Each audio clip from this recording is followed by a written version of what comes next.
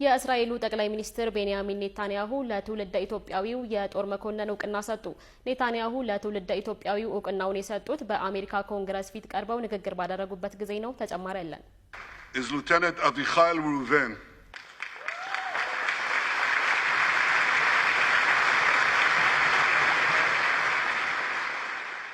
የእስራኤሉ ጠቅላይ ሚኒስትር ቤንያሚን ኔታንያሁ በትላንትናው ዕለት የእስራኤል አጋር በሆነችው አሜሪካ ምክር ቤት ተገኝተው አገራቸው ከሐማስ ጋር በመታካሄደው ጦርነት የተጠናከረ ድጋፍ ለማግኘት ጥረት ያደረጉበትን ዘለግ ያለ ንግግር አድርገዋል። በዚሁ ጊዜም በፈረንጆቹ ጥቅምት 7 2023 ሐማስ በእስራኤል ላይ ያልተጠበቀ ጥቃት በሰነዘረበት ወቅት ወደ ጦር ለዘመቱ ወታደሮች እውቅና ሰጥተዋል። ኔታንያሁ በጀግንነትና በቆራጥነት ለእስራኤል ሕዝብ መስዋዕትነት የከፈሉ ብለው ካመሰገኗቸው ወታደሮች መካከል በትውልድ ኢትዮጵያዊ የሆነውን እስራኤላዊ ልዩ ኃይል የጦር መኮንን ሌተናል አቪቻይ ሪቨንን ነው።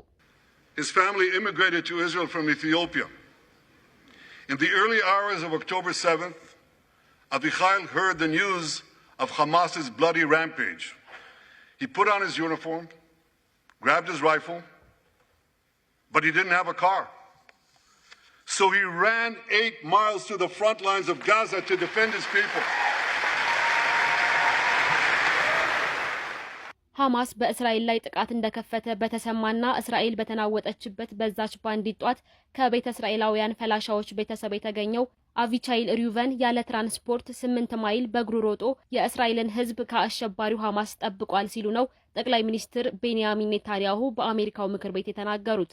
ኔታንያሁ ጨምረውም በጦርነቱ ጎሳ፣ ዘር፣ ቀለም፣ ሃይማኖት ሳይለዩ ከሁሉም ዓለም የመጡ ዜጎች ለእስራኤል ሕዝብ ታግለዋል ያሉ ሲሆን በተለይም የአይሁዶች ሚና የላቀ እንደሆነ አልሸሸጉም። ከትውልደ ኢትዮጵያዊው አቪቻይ ሪቨን በተጨማሪ ለሌሎች 2 ወታደሮች ጠቅላይ ሚኒስትር ቤንያሚን ኔታንያሁ ምስጋናና እውቅና ችረዋል። በሌላ በኩል በጋዛ ከሐማስ ጋር የሚያደርጉትን ጦርነት በተመለከተ ድጋፍ ለማግኘት በምክር ቤቱ ጠላቶቻችን ጠላቶቻችሁ ናቸው ሲሉ ተደምጠዋል። ኢራንን ስንዋጋ በጣም አክራሪና ገዳይ የሆነውን የዩናይትድ ስቴትስን ጠላት ነው የምንዋጋው፣ እንዲሁም ትግላችን የእናንተም ትግል ነው፣ ድላችንም የእናንተ ድል ይሆናል ሲሉ ማክለዋል። ታዲያ በዚህ ንግግራቸው የተነሳም በአሜሪካዋ ካፒቶል ሂልና በሌሎች አገራት ጭምርም በርካቶች የተቃውሞ ሰልፎች ማካሄዳቸውን ቢቢሲ ያስነበበው መረጃ ያሳያል። ከንግግራቸው በኋላ ሐማስ በከፍተኛ ባለስልጣኑ ሳሚ አቡ ዙሃሪ በኩል ጦርነቱን ለማቆም አሜሪካ ያቀረበችውን የተኩስ አቁም ጥሪ ተቀብሎ ለመተግበር የእስራኤል ምላሽ እየተጠበቀ ባለበት ወቅት ኔታንያሁ ያደረጉት ንግግር ጦርነቱ እንዲቀጥል ፍላጎት እንዳላቸው